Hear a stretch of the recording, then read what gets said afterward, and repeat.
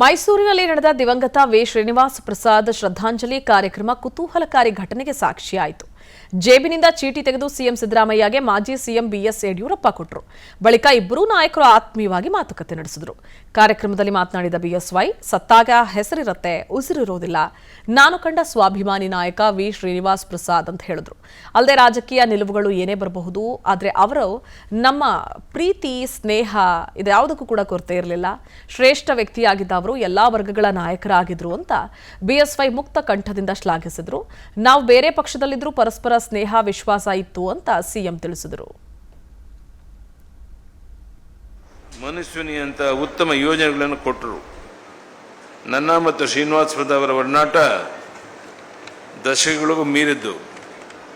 ಅವರು ಕೇಂದ್ರ ಸಚಿವರಾಗಿದ್ದಾಗ ನಂತರ 2017ರ ಉಪಚುನಾವಣೆಯ ಸಂದರ್ಭದಲ್ಲಿ 2019ರ ಲೋಕಸಭಾ ಚುನಾವಣೆ ಸಂದರ್ಭದಲ್ಲಿ ಅವರೊಂದಿಗೆ ಹೆಚ್ಚು ಕಾಲ ಪ್ರಚಾರ ಸಂಘಟನೆ ಕೆಲಸ ತೊಡಗಿಸಿಕೊಂಡಿದ್ದು ಆತ್ಮೀಯತೆ ಮತ್ತಷ್ಟು ನಮ್ಮದು ಗಾಢವಾಯಿತು.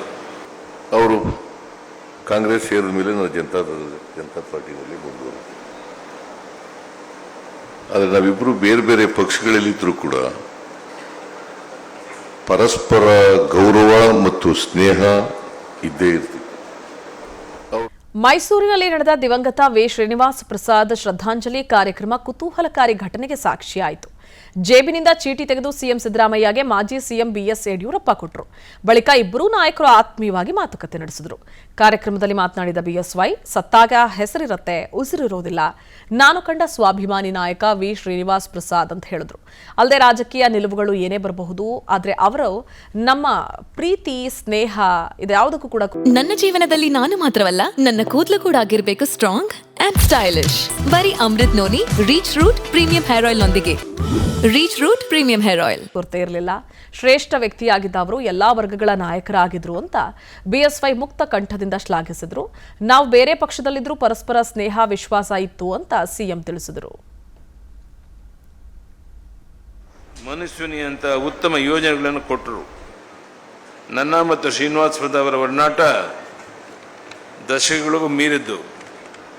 ಅವರು ಕೇಂದ್ರ ಸಚಿವರಾಗಿದ್ದಾಗ ನಂತರ 2017ರ ಉಪಚುನಾವಣೆಯ ಸಂದರ್ಭದಲ್ಲಿ 2019ರ ಲೋಕಸಭಾ ಚುನಾವಣೆ ಸಂದರ್ಭದಲ್ಲಿ ಅವರೊಂದಿಗೆ ಹೆಚ್ಚು ಕಾಲ ಪ್ರಚಾರ ಸಂಘಟನೆ ಕೆಲಸ ತೊಡಗಿಸಿಕೊಂಡಿದ್ದು ಆತ್ಮೀಯತೆ ಮತ್ತಷ್ಟು ನಮ್ಮದು ಗಾಢವಾಯಿತು.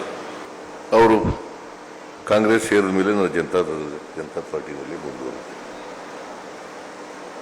ಆದರೆ ನಾವಿಬ್ಬರು ಬೇರೆ ಬೇರೆ ಪಕ್ಷಗಳಲ್ಲಿದ್ದರೂ ಕೂಡ